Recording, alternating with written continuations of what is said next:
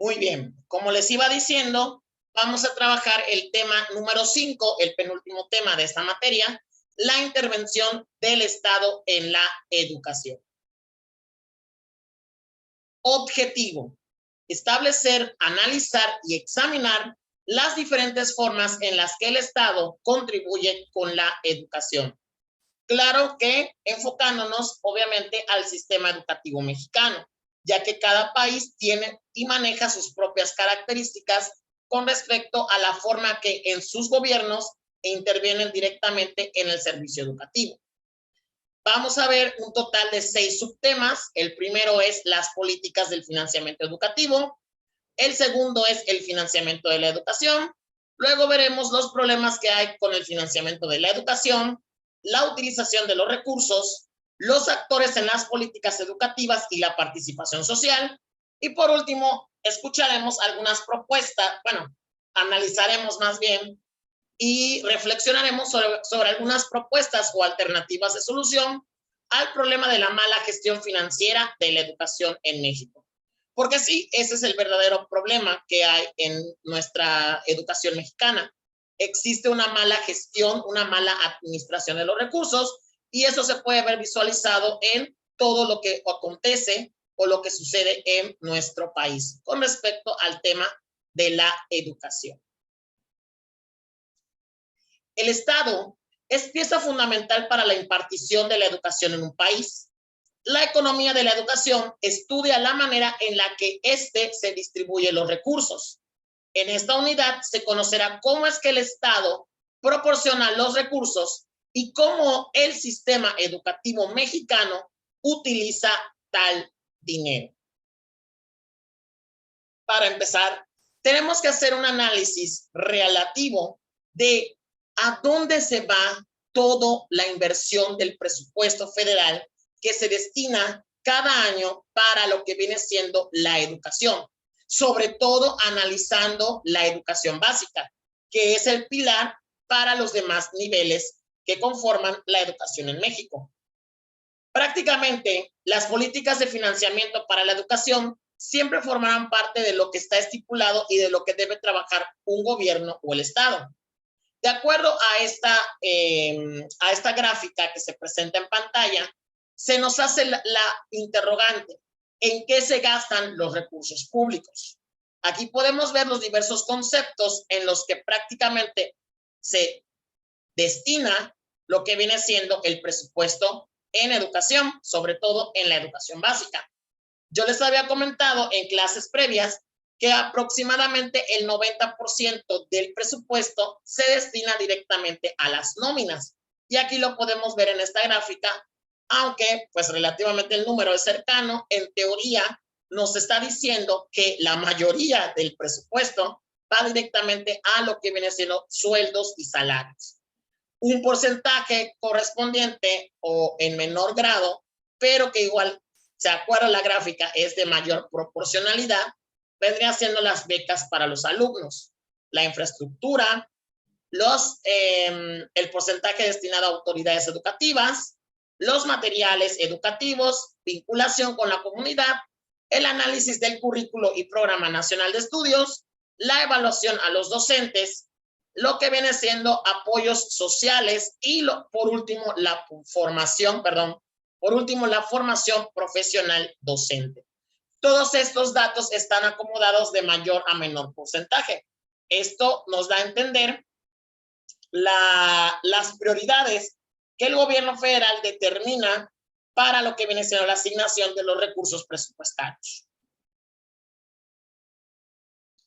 Desde siempre, el presupuesto y el gasto del sistema educativo se fundamentan en la legitimización del Estado, porque este, se supone, es el organismo encargado de educar a la sociedad. Y agrego la palabra supone a la presentación porque realmente, como hemos expuesto anteriormente, la base de la sociedad, de la economía de una sociedad, está precisamente en la calidad de su educación.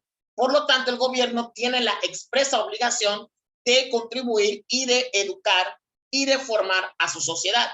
Prácticamente, dependiendo de cómo el gobierno se enfoque y se preocupe y se ocupe sobre todo de su sistema educativo, es como irá formando la sociedad que desea tener posteriormente. De ahí sale, o de este punto, de este contexto, podemos decir que mucha gente se basa y justifica el argumento de que en México, pues el gobierno te quiere humilde, te quiere sometido, quiere que seas ignorante, porque dicen que las personas educadas tenemos mayor capacidad de raciocinio y de comprensión. Y esto obviamente a los gobiernos, que sobre todo que les encanta controlar a las personas a través de la publicidad, a través de los medios, a través de los discursos, de la labia que ellos manejan como actores políticos, pues por eso comentan que mientras más ignorante la gente, más manipulable es. Y es por esto que de este argumento se basan para decir que mientras la educación sea de menor calidad, por así decirlo, pues obviamente habrá más gente a la que se pueda manipular en el futuro. Bueno, creo que ya hemos hablado un poquito sobre pues obviamente el destino de estos recursos, pero así como yo lo he externado a través de esta presentación, existen diversos materiales que podemos encontrar en Internet, sobre todo en plataformas como YouTube, donde hacen un análisis más a fondo de esta distribución de los recursos presupuestales en la educación, sobre todo en México. Vamos a analizar uno de esos materiales que en mi parecer, aparte de que es corto, se hace un resumen muy completo de lo que viene siendo esta crítica a la asignación presupuestaria para la educación. Por lo que les voy a dar un tiempo, la verdad es un video súper corto, que pues obviamente pueden analizar 2, 3, 5 las veces que ustedes consideren para que podamos de cierta manera externar con base en lo visto y analizado y reflexionado en ese video, emitir una opinión al respecto. La instrucción es simple. Favor de ingresar al siguiente enlace de video y una vez analizado el material audiovisual, escribe tu opinión al respecto del tema tratado en el foro de Academy. Les recuerdo que vemos el video, le vamos a dar clic o tap dependiendo del dispositivo en el que estemos dentro de la presentación y nos debe de mandar a la página de YouTube donde encontrarán este video y posteriormente podrán hacer el análisis respectivo y por ende emitir su opinión.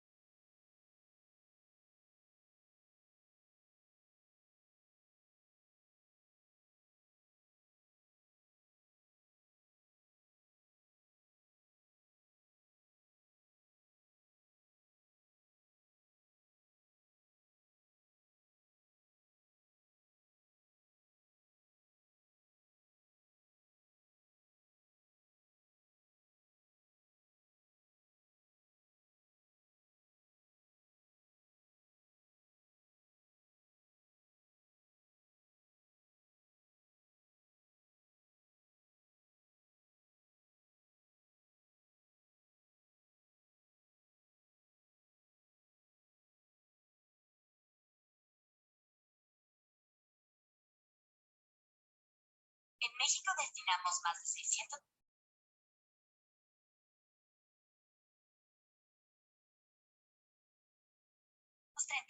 mil millones de pesos en educación. Es el principal rubro de gasto nacional. pero nuestros niños y jóvenes no están aprendiendo. El 80% de cada generación reprueba o pasa de panzazo en las pruebas internacionales. Si gastamos mucho y no hay resultados, quiere decir que gastamos muy mal. Veamos. El gasto es ineficaz. Aunque 1 de cada 5 pesos del presupuesto se va a la educación, 30% de las primarias no tiene biblioteca, 44% de las escuelas rurales no tiene baños y 94% no tiene laboratorio de ciencia. Además, 70% de los directores reporta falta de comparación de los maestros y el 67% reconoce ausentismo crónico en su escuela. El gasto es inequitativo. En lugar de reducir las brechas, el gasto las aumenta. Los niños con mayor necesidad van a no escuelas, espacios que no tienen el mínimo para el aprendizaje. Entre los maestros gana más quien acumula más plazas y no quien hace bien su trabajo. El gasto está capturado. Mientras que maestros y alumnos carecen de lo elemental, nunca falta dinero para los sindicatos. Los beneficios son para los líderes sindicales y no para los verdaderos maestros. Ejemplos son: el gasto es ineficiente. Además, el ciclo del gasto está roto. La planeación es tardío y desordenado. La vigilancia y evaluación insuficientes. En lugar de un círculo virtuoso, tenemos un círculo vicioso. El gasto es opaco. Por si fuera poco, no hay rendición de cuentas a nivel federal, estatal o escolar. Los gobiernos estatales ocultan la información. Más de 9 de cada 10 pesos van a pago de maestros y ni siquiera sabemos cuántos maestros hay. El colmo, el gasto es corrupto. Se desvía y roba el dinero de los mexicanos. Unen comisiones sindicales, aviadores, venta, herencia y acumulación de plazas. Más de 3,000 millones de pesos se pagan a comisionados y cúpulas sindicales. No podemos permitir que se siga malgastando nuestro dinero. Sin cambio en el gasto, no habrá reforma educativa. Mejor gasto, mejor educación.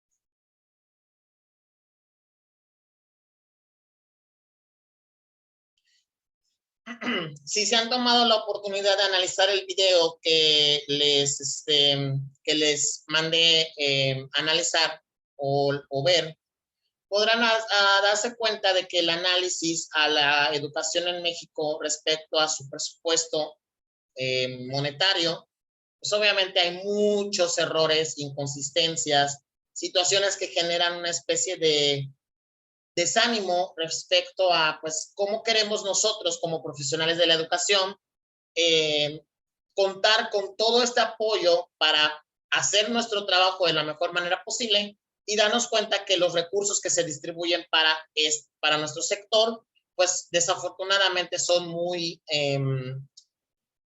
tienen muchísimas deficiencias como las que pudieron observar y analizar en este video. Los gastos educativos no son los que resolverán el déficit en la educación. Para ellos se engloban muchos más factores que el dinero.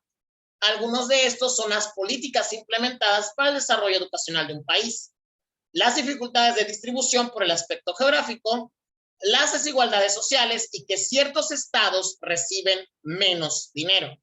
Esto es algo que se pudo analizar en el video, donde se aclara que no en todos los estados llega la misma distribución proporcionalmente equitativa de apoyo por parte del presupuesto federal. En México, durante las últimas décadas, el gasto público en educación ha crecido de forma consistente. Entre 1990 y 2010, el monto de este rubro de gasto casi se triplicó. Esto es algo positivo. Anteriormente al gobierno de Carlos Salinas de Gortari, que fue el sexenio del 1988 a 1994, el apoyo que se le daba a la educación como tal era bastante limitado. Desde el gobierno mencionado anteriormente hasta la actualidad, contando el gobierno de Andrés Manuel López Obrador, pues ha habido un incremento porcentual en el presupuesto total federal que se destina a la educación prácticamente. De hecho, ese aumento ha sido bien visto por organizaciones internacionales, donde aclaran que México es uno de los países donde la mayor parte de su presupuesto federal se destina en cierto modo, aunque con un porcentaje pequeño, claro está, pero se destina principalmente a la educación. Aunque este esfuerzo financiero permitió que se dieran múltiples avances en materia educativa, todavía existen múltiples necesidades en el sistema. Por ejemplo, aunque se logró ampliar la cobertura de los niveles de educación básica, contrarrestando el incremento de la demanda provocado por la dinámica demográfica, los recursos no han sido suficientes para hacer algo similar en los niveles básicos, donde la cobertura todavía es muy baja y los costos por estudiante mucho más elevados. Si bien es cierto que se ha hecho un gran trabajo en los últimos años con respecto al apoyo con el presupuesto federal en el aspecto de la educación básica, esto todavía sigue siendo un problema en la distribución del apoyo para los niveles medio superior y superior respectivamente, donde realmente, pues sí, en la educación básica el presupuesto está bastante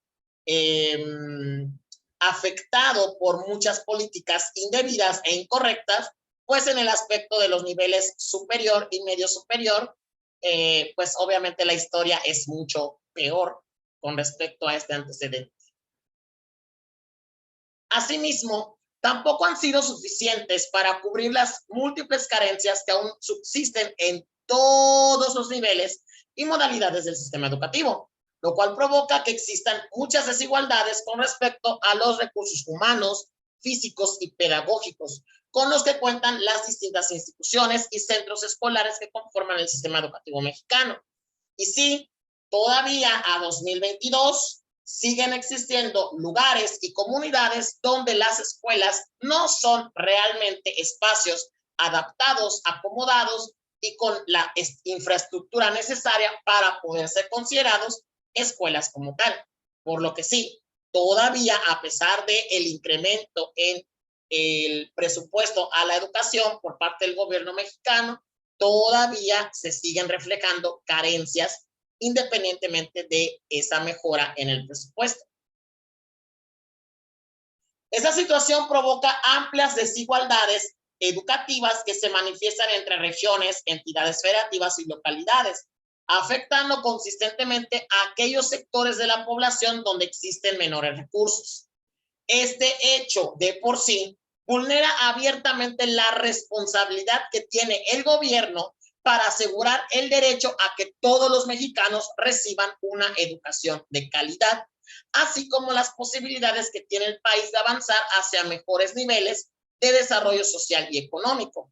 ¿Cómo pretendemos mejorar la economía de nuestro país si todavía presentamos a año actual, al presente, problemas en cuestión educativa? Por eso nunca salimos o no mejoramos el bache de donde estamos atorados económicamente hablando.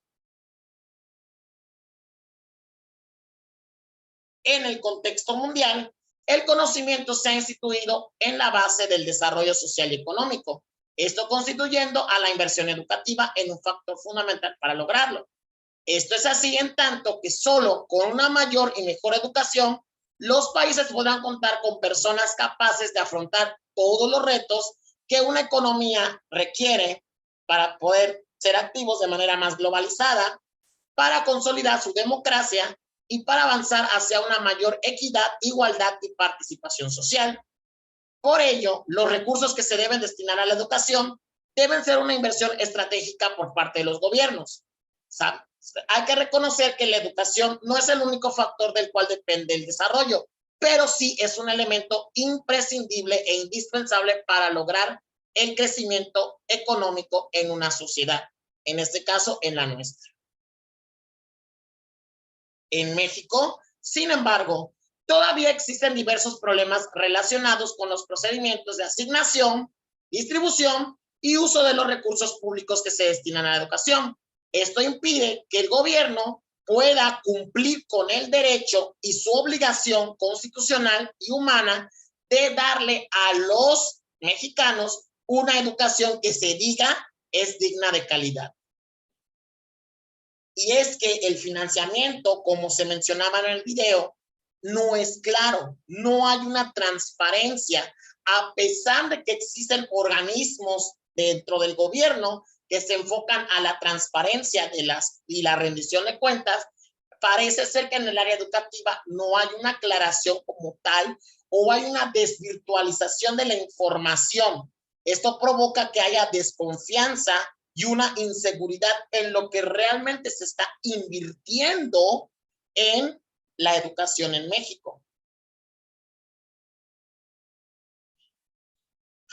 Ahora bien, todo esto que acabamos de analizar, pues obviamente tiene relación con el aspecto político, porque obviamente pues el gobierno trabaja con esta ideología y esto obviamente nos afecta porque, repito, ¿cómo vamos a mejorar la economía de nuestra nación si tenemos deficiencias muy graves, muy gachas dentro de la sociedad, dentro de la educación de nuestra sociedad? Disculpen ustedes. Vamos a hablar ahora de, pues, en teoría, cómo funciona el financiamiento de la educación, hablando específicamente, claro, de nuestro gobierno. El gasto público en educación es el que se realiza de la federación, los estados y los municipios, obviamente hacia ese sector.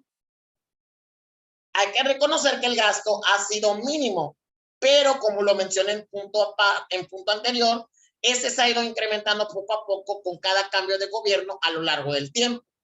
Este incremento empezó a partir precisamente de finales de los 80 y principios de los 90, que fue el gobierno de Salinas de Gortari.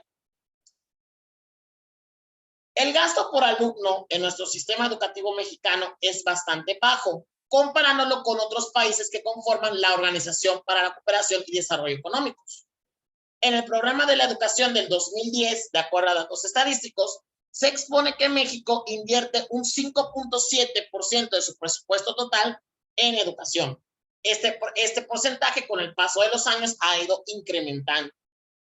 Se habla y se dijo y se mencionó en el video que el 90% de la inversión educativa se reparte en nóminas y sueldos, lo que significa que solamente el 10% restante se utiliza para otros recursos educativos. Esto habla de que el 97.6% del gasto social que involucra todo el presupuesto federal prácticamente está para el sueldo. Y vamos a ser sinceros, ahí habla de sueldos y nóminas en cuanto a la cuestión de los maestros, pero también hay que tomar en cuenta que en México el ser maestro es una profesión no muy bien pagada, o al menos es lo que exponen la mayoría de los docentes en México, tomando en cuenta también, como se mencionaba en el video, que existen otras figuras que fungen ser como maestros, pero que en realidad son aviadores. Para los que no conozcan el término aviador, se refiere a una persona que simula tener un puesto de trabajo dentro del gobierno, pero que obviamente no realiza o no se determina el estatus de su trabajo y que solamente aparece en las nóminas y cobra en los ciertos periodos de pago por un trabajo que supuestamente ha realizado y que obviamente pues son contratados por el gobierno en cuestión. Prácticamente México gasta la mayoría de su presupuesto en salarios. Esto es completamente diferente de otros países que integran el organismo anteriormente expuesto. De acuerdo a datos de la misma OCDE, el gasto por cada estudiante, por ejemplo, en educación primaria, es una tercera parte de acuerdo al promedio que se estipula por el mismo. Se gasta por cada alumno de secundaria una cuarta parte y los estudiantes de nivel superior obtienen un recurso de la mitad del promedio. Como se nota, la inversión educativa en México está prácticamente por debajo de los países que conforman la Organización para la Cooperación y el Desarrollo Económicos. Esto quiere decir que la distribución de la inversión por los estudiantes en México está muy desequilibrada. Y si hablamos de que el 90% de los salarios se destina a nómina de los maestros, ese 10% es prácticamente se reparten estos apoyos y desafortunadamente queda muy poquito, tomando en cuenta también que cada cierto ciclo pues aumenta la demografía poblacional y esto provoca, valga la redundancia, ¿verdad? Y esto provoca de cierta manera pues que la inversión sea muy mínima. Ahora, aquí va el detalle. ¿Quién administra todo este recurso? Pues obviamente el organismo encargado del Gabinete Federal para ello, la Secretaría de Educación Pública. Estos recursos que debe de administrar la Secretaría de Educación Pública se reflejan en el presupuesto de egresos de la Federación, en el que se ofrecen las aportaciones a la educación básica y donde se canalizan mediante este ramo prácticamente el recurso, por ejemplo, para la construcción de escuelas y el mejoramiento de la infraestructura y servicios de las escuelas ya existentes. Esto obviamente, pues, si lo analizamos en perspectiva, es una inversión muy poquita, muy mínima, muy ínfima, como se mencionaba en la presentación. Como este recurso es insuficiente para las escuelas que están ya creadas o hechas, pues a falta de este recurso, porque es insuficiente, quien termina invirtiendo o dando apoyo para este mantenimiento, pues los padres de familia. Cosa que pues los padres de familia no están de acuerdo y con justa razón, porque debe ser deber del gobierno solucionar esta situación. Pero ahora analizándolo en términos fríos numéricos, podemos entender por qué no alcanza el dinero para poder hacer este trabajo. Porque si se lograra invertir el dinero de los salarios en la mejora de las instituciones educativas, tal vez estaríamos hablando de otro cuento y otra historia. Pero tenemos que decir la realidad de las cosas tal y como son.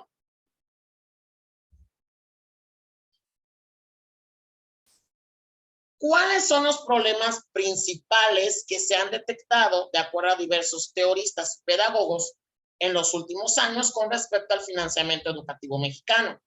Primero, la ambigüedad que guarda el Estado frente al rezago e inequidad educativos y los requerimientos financieros que se necesitan para enfrentarlos. El gobierno reconoce, este punto quiere decir que el gobierno reconoce que sí hay una crisis y una falta de apoyo a la educación en México, pero de cierta manera sabe las deficiencias que hay en el mismo y aún así no hace algo económicamente o financieramente hablando para poder enfrentarlos, lo cual es una contradicción muy grande, porque no puede decir que encuentra fallas en este proceso y no hacer nada al respecto, cuando es su trabajo y su labor. Segundo punto, la carencia de fuentes de información, de transparencia para los recursos que se destinan. Como lo mencionaba el video, no hay un punto de partida para analizar información referente a las cuentas de educación. Por lo tanto, esto genera la desconfianza y la incredulidad respecto a cómo se manejan los recursos en la educación de nuestro país. Incluso hay gente que duda de esa asignación del 90% de los sueldos a los maestros, porque precisamente no hay datos concretos que justifiquen o avalen este dato en particular. Y esto obviamente genera un conflicto. La ambivalencia del Estado mexicano ante su responsabilidad financiera con la educación. Ese punto tiene que ver mucho con el primero. El gobierno realmente sabe que la está regando muy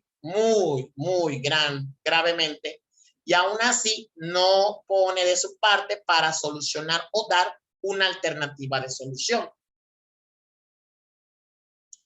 No existen reglas o normas claras sobre cómo se debe asignar, distribuir y usar los recursos que se destinan al sistema educativo. Al no existir estas normas o estas reglas, se da por entendido que el presupuesto se puede asignar, distribuir y usar como sea. Y esto obviamente genera un desequilibrio financiero y una mala gestión. También otro punto que se considera un problema es la visión que tiene limitada el gobierno sobre las implicaciones de lo que representa el derecho a la educación.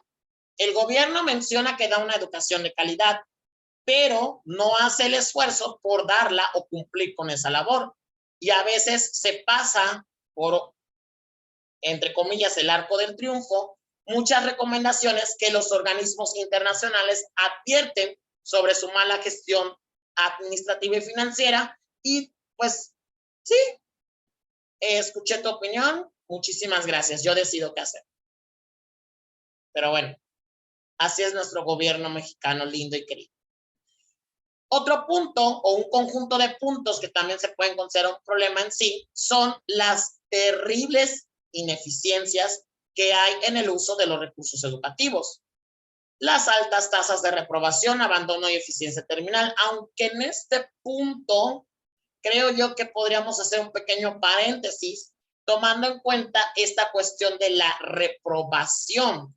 Realmente un alumno reprueba por ausencia o por no estar en constante preparación, porque ahora se ha manejado una política bastante más rigurosa que antes de no reprobar a los alumnos. Esto puede traer un tipo de consecuencias, porque hay gente que apoya esta cuestión de no reprobar alumnos, pero también existen las cuestiones de la preparación de las futuras personas que obviamente nos ayudarán en el crecimiento y desarrollo económico. Pero bueno, no quiero opinar mucho de este asunto porque pues me imagino que ustedes también tendrán su punto al respecto y pues creo que en una actividad pido más adelante, no sé si en este tema o en otro, qué opinan sobre esta cuestión, ¿no? De la no reprobación, pero que cada uno de nosotros como profesionales de educación hemos recibido la instrucción e información necesaria para poder emitir una opinión particular y personal al respecto. El uso inapropiado de la evaluación en el sistema educativo, evaluación tanto para docentes como para estudiantes. Ese es otro problema también que se logra de cierta manera reflejar en la ineficiencia de los recursos educativos y la carencia de modelos de planeación. Planeación financiera, no planeación educativa, porque la planeación financiera, si somos realistas, tiene que ver muchísimo con la planeación educativa.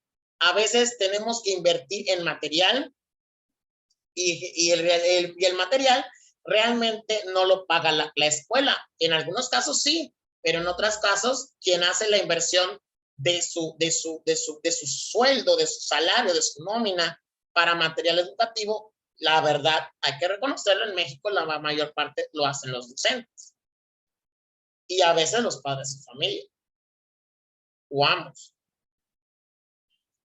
Ahora bien, ¿cómo está la historia de la utilización de los recursos? En México, a partir de 1992, se efectuó una descentralización del sistema educativo mexicano en relación con los recursos federales y con el quehacer educativo en los estados. Eso significa que a la Secretaría de Educación Pública le dieron una especie de autonomía para que pudiera tomar sus propias decisiones con respecto a la asignación de su presupuesto para educación. Antes de esa fecha, o de ese año, podríamos decir que el gobierno tomaba decisiones concretas sobre cómo invertirlo y la Secretaría, pues obviamente, aceptaba las decisiones del Gabinete Federal. Con esta descentralización, la Secretaría recibe el apoyo por parte del gobierno y es ella, la propia Secretaría, quien toma decisiones respecto al área que le compete. Otro aspecto que se debe considerar y tomando en cuenta lo que ya hemos hablado sobre la asignación de los porcentajes en el presupuesto federal es la construcción o el mantenimiento de las escuelas. Realmente es un porcentaje bastante pequeño y esto obviamente tomándolo en cuenta, comparándolo con otros países que pertenecen a diversos organismos educativos internacionales. La formación del docente es otro asunto.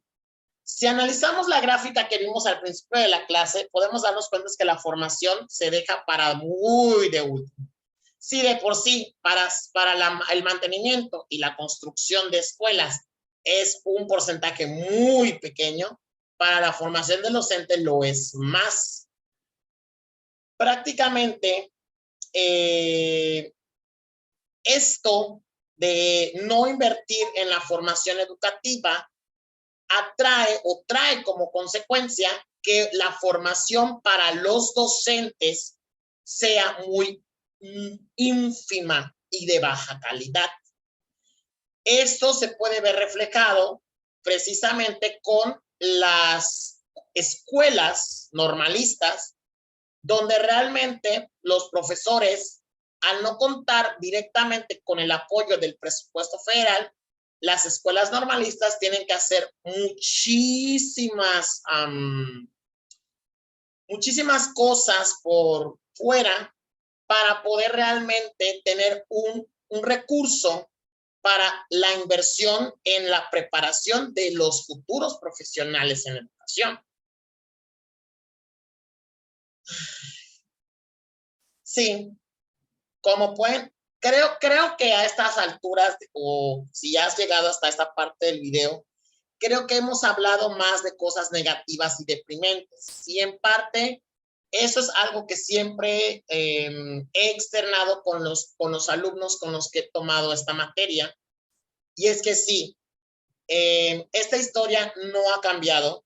A pesar, estos datos obviamente los vemos desde un punto de vista de muchos años, pero realmente no ha habido una mejora como tal. Y eso que México ha pasado por un proceso de cambio político bastante grande. Porque recordemos que hasta el año 2000, el partido que gobernaba, ideológicamente hablando, era el partido del PRI. Luego hubo el cambio con el PAN, que duró 12 años. Luego regresamos al PRI y ahora estamos con Morena. Y a pesar de que cada uno de esos partidos tiene una ideología completamente diferente, podemos darnos cuenta que la situación de educación no ha cambiado.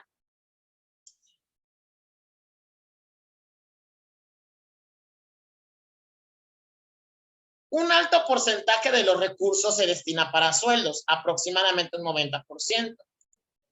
Esto obviamente, si lo analizamos desde un punto de vista frío, técnico, numérico, pues obviamente ese dinero podría de cierta manera también utilizarse para la formación y actualización docentes, cosa que en realidad no ocurre, porque obviamente los maestros pues están esperando y tiene cierto sentido que sea el gobierno quien otorgue el recurso para la capacitación, no que el sueldo del profesor tenga que salir para capacitarse.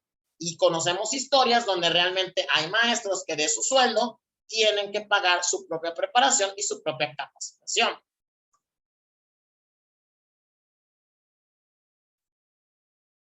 ¿Quiénes son, en teoría, las personas que deben estar involucradas con todas las decisiones del manejo de los recursos para la educación?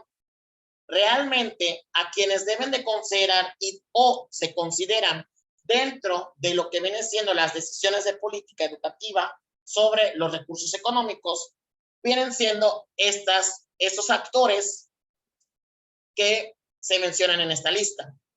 La burocracia federal, la estatal, la burocracia escolar, la propia SEP, el CENTE, el Sindicato Nacional de Trabajadores de la Educación, los padres de familia. Ellos tienen que estar también enteradísimos porque al final de cuentas el recurso, la educación va para sus hijos. Los consejos estudiantiles de algunos colegios, si es que los tienen, también intervienen en parte y tienen que estar enterados de las decisiones económicas de los colegios. Los empresarios, tomando en cuenta que los empresarios participan activamente en la economía y que de las escuelas preparan el material humano, como lo hemos expuesto en el tema anterior, para que estos salgan y de cierta manera tomen la decisión, trabajar por una empresa existente o crear la suya en general. Los medios de comunicación ganan también muchísima ventaja respecto a la promoción, a la publicidad. Con el programa Aprende en Casa, pues obviamente los medios de comunicación obtuvieron una buena tajada con el argumento de crear estos contenidos para los alumnos en tiempo de pandemia. Los partidos políticos siempre están involucrados en la cuestión educativa. ¿Cuántas veces en campaña no hemos escuchado vamos a mejorar la educación, mejorar las becas, mejorar las escuelas? Y ese argumento ya está, es un argumento cliché, es un argumento que ya de tanto que lo repiten y lo repiten y lo repiten, creo que hasta ni ellos mismos se la creen. Y pues si ni ellos mismos se la creen y te quieren vender la idea, pues tú menos. Y más tomando en cuenta que nosotros hemos vivido una historia sobre lo mismo. También hay que entender que hay muchísimos otros sindicatos y organizaciones que tal vez no tengan relación con la educación, pero que de cierta manera sí les compete o sí les interesa, más que todo lo último, sí les interesa lo que viene siendo la inversión en educación. Por lo que podemos decir que sí, hay muchas personas interesadas en el negocio educativo. Y lo estoy diciendo como debe ser. La educación no solamente es una inversión de los gobiernos, es un negocio. Ya vimos esta lista de actores o de grupos sociales que intervienen obviamente o que están interesados en la cuestión de la gestión educativa en México. ¿Qué vamos a hacer? Vamos a elegir por lo menos dos de estas figuras importantes, las que ustedes quieran de acuerdo a la lista anterior, y van a escribir en el foro de Academy cómo estas figuras, cómo estos actores afectan a el presupuesto público destinado para la educación en México.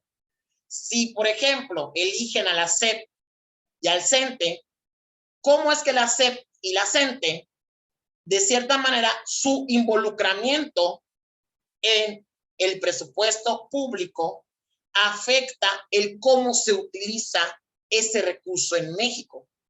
Porque sí, repito, estos actores o les compete o les interesa cómo funciona esto de la distribución, de la política, del presupuesto en educación, porque la educación es un negocio y esto obviamente lo vemos reflejado en nuestra realidad actual.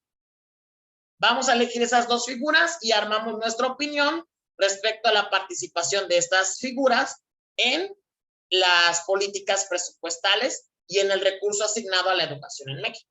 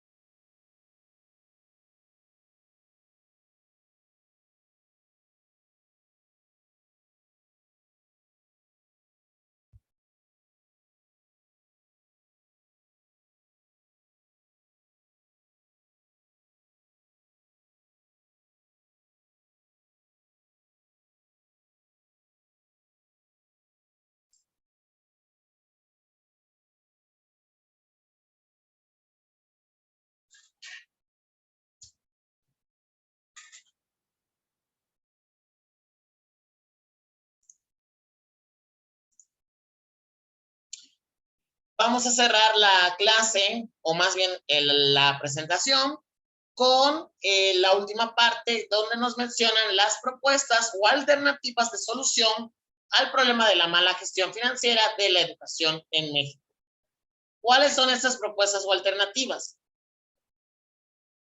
Primero, que los representantes de los poderes del Estado asuman en su justa dimensión los profundos rezagos educativos que hay en el país, los cuales no solo limitan la posibilidad de alcanzar un mayor nivel de desarrollo social y económico, sino también ponen al país en amplia desventaja en el ámbito internacional. Esto, en resumidas cuentas, significa que el Estado debe de reconocer no solamente el rezago que tiene el país en aspecto educativo, sino pues trabajar en ese rezago, porque obviamente al no hacerlo nos deja en muchísimas desventajas respecto a otros países y limita nuestro desarrollo social y económico. Es necesario impulsar, disculpen ustedes, es necesario impulsar una profunda reforma fiscal que permita ampliar los recursos del Estado para invertir en educación y en los sectores que resulten estratégicos para impulsar el desarrollo social y económico del país. La reforma fiscal ayudaría muchísimo a que recursos mayores pudieran llegar al presupuesto federal y por ende la mayor parte de ese presupuesto pudiera destinarse a la educación como tal. Claro, tendríamos que solucionar los problemas de la asignación, distribución y uso de ese recurso antes de hacer todo esto de las reformas fiscales. Establecer nuevas normas y reglas que, de forma específica, permitan establecer un sistema de información confiable sobre los recursos que se destinan al sector educativo. Esto es, ser transparentes y claros con la rendición de cuentas en el sector educativo y el recurso que se maneja ahí. Establecer un sistema, ese ya lo leí, fijar la magnitud y la estructura de participación. ¿Cuánto debe de llegar a el gobierno federal, estatal y municipal de recurso educativo? Y sobre todo, que este recurso llegue de manera justa y equitativa a todos los niveles, a todos los estados. Transparentar los procesos de asignación, distribución y uso de los recursos. Esto tiene que ver con lo que ya mencioné, de tener todo claro, de tener todo claro y de tener todo transparente para que la gente pueda creer y confiar en qué se está invirtiendo el recurso educativo. Establecer mecanismos que amparen la justicia del derecho a recibir una educación de calidad a todos los ciudadanos, así como fincar responsabilidades ante su incumplimiento. Esto da a entender de que debe de haber sanciones para aquellas personas que trabajan en gobierno y que no están cumpliendo con el punto que del artículo 3 a que todos recibamos una educación digna y de calidad, y que sobre todo, si no se cumple por parte del gobierno esta cuestión, estas personas reciban la sanción por su irresponsabilidad y su incumplimiento con las normas constitucionales. Establecer nuevos modelos de financiamiento que brinden certeza financiera a mediano y largo plazo a todas las instituciones, dependencias y centros escolares. Debe de haber una reforma financiera, una estructura como tal, porque no podemos hablar de reforma financiera si no hay una estructura, no hay un control en la asignación de estos recursos. Por lo que antes de ello tendríamos que determinar cómo se trabaja la asignación de los recursos. También hay que tomar en cuenta que el recurso debe de ser manejado bajo un marco de equidad en el que se considere a todos por igual, incluyendo zonas urbanas, conurbanas, rurales, zonas marginadas, para que todas tengan oportunidad de tener un crecimiento y desarrollo económico en el cual puedan ajustarse a lo que pues, se promete, la calidad de la educación. Disminuir las tasas de reprobación y deserción, sobre todo las de deserción. Reorganizar los procesos de evaluación educativa, hacer una mejor evaluación a los docentes. Establecer modelos de planeación que incrementen o que permitan reorientar los recursos a los cambios que experimenta la demanda educativa. Tiene que haber una planeación financiera para poder sobrellevar el incremento de la demanda educativa que ocurre ciclo con ciclo. Estos son algunos puntos expuestos como posibles alternativas de solución a estos problemas que se presentan en la mala gestión financiera de la educación en México. Con base en todo lo que he comentado a lo largo de esta presentación, vamos a realizar la actividad número 3. Responde las siguientes preguntas en el foro de la plataforma Academy. Número 1. ¿Cuál es tu opinión sobre la forma en la que el sistema educativo mexicano administra y gestiona los recursos destinados a la educación en México? Número 2. ¿Qué opinas de las propuestas de solución para mejorar el financiamiento de la educación mexicana? Las que expuse anteriormente. ¿Tienes tú alguna propuesta complementaria o alguna mejora en la que de las que ya están planteadas por diversos investigadores educativos? ¿Realmente consideras que podría haber otra forma de solucionar los problemas de la mala gestión? Esto obviamente lo vas a opinar y responder a través de este cuestionamiento. Y con esto, con esta explicación de la actividad número 3, pues concluye la clase en forma del tema de la intervención del Estado en la educación. Sí, un tema que a lo largo de todo lo que estuvimos checando en esta sesión grabada, pues es un tema que conforme íbamos, creo que avanzando, creo que íbamos cayendo también en una especie de realidad, de choque de realidad muy fuerte, porque es una situación que desafortunadamente, no ha cambiado. Y mientras no se hagan cambios estructurales y reformas en todos los aspectos que se han planteado anteriormente, el problema va a seguir igual e incluso me atrevería a decir peor. Pero depende también tomar la decisión como sociedad si queremos permitir que esto siga pasando, sobre todo en algo que yo considero muy importante y es el derecho a la educación de calidad de nuestros niños, niñas y adolescentes. Porque al final de cuentas, ellos van a ser las principales víctimas de esta situación y desorganización tremenda en el aspecto financiero y que al final generará ciudadanos que no estarán lo suficientemente conscientes y preparados y esto seguirá acarreando un problema en la economía de nuestra nación. Pero en fin, tenemos que hacer cambios y tenemos que hacer acciones, pequeñas acciones de nuestra parte para mejorar esto.